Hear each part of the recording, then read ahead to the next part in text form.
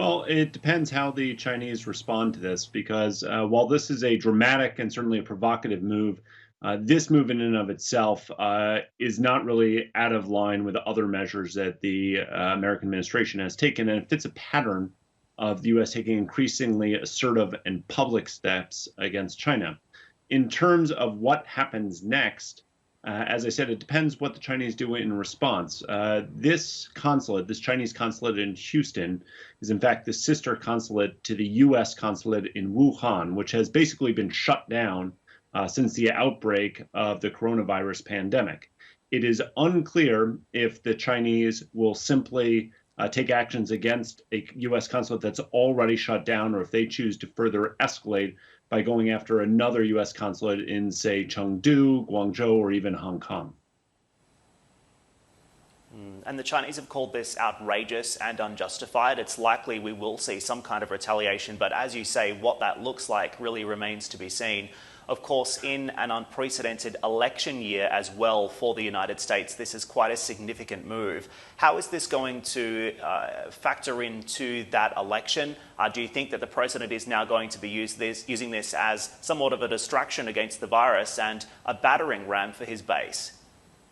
Well, in terms of politically, Trump is certainly hoping that this move will distract from the administration's horrific response to the pandemic within America, and that will help convince Americans that he's tough on China. Now, the Trump administration has presided over the largest shift in U.S. policy towards China in 4 decades. But Mr. Trump himself has vacillated pretty wildly on China. He's regularly praised Xi Jinping. He's pleaded with Xi Jinping for help in the re-election, and he's failed to denounce and even at times seem to encourage Chinese repression in Hong Kong and Xinjiang. So it is unclear whether or not shining the spotlight directly on China adds up to a plus or not politically from Trump. What is the end game here for the United States with all of this? Or does the United States even know what the end game is? Well, it's a little bit unclear on the tit-for-tat here, particularly on the consulates, what the end game is.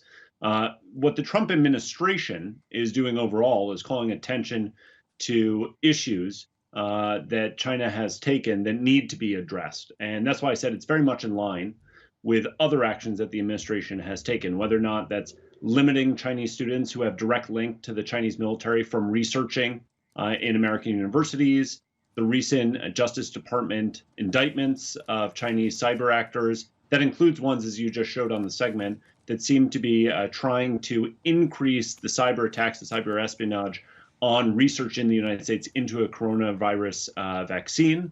It's also in line with the increasingly vocal criticism of China's response to the pandemic, their crackdown on Hong Kong, and the ongoing genocide in Xinjiang.